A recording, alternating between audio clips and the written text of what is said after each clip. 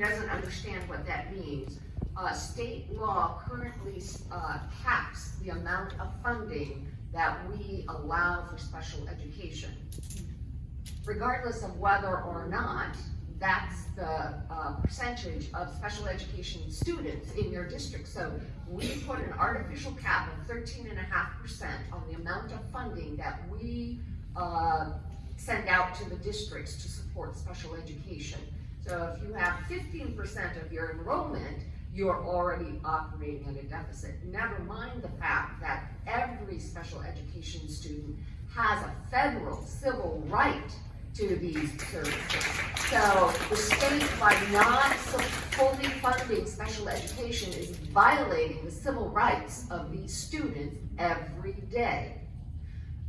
So now that I said that, I know that the House Special Education Bill is in the Appropriations Committee. The last I heard, they put in an increased cap. They did not remove the cap. They bumped it up to 15. Again, what I said earlier about civil rights and whether or not those students are actually getting what they are entitled to is the heart of the question. But let me address some of the other policy pieces, because that's what does come to my committee.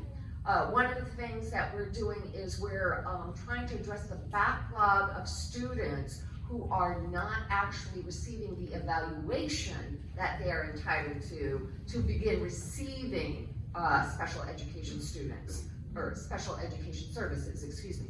And so we have a bill that is authorizing school districts to go beyond the 180 days to engage with other partners and providing a little grant so that we can start addressing that backlog of evaluation so that students then are able to receive their entitlement.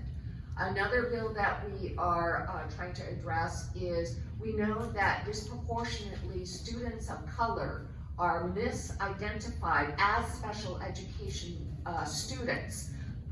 When in fact we know our educators broadly, and this is not to slam educators at all, but if you are a long-time, several decade educator, you were not taught the tools that would allow you to be culturally responsive and to have an equity mindset as you're dealing with students. And so one of the things, and it's a very big bill, I hope you'll take a moment to learn about it. We are passing legislation that prohibits, forbids, that bans isolation and restraint, whether it's physical, mechanical, or chemical,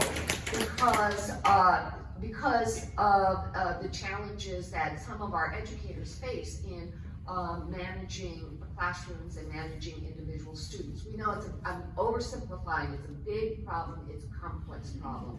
But we are trying to provide professional development to all staff, not just special education staff, beginning with those schools that have high populations of special ed students. There's some other things I can talk about, but those are the biggest ones in order to get to other questions.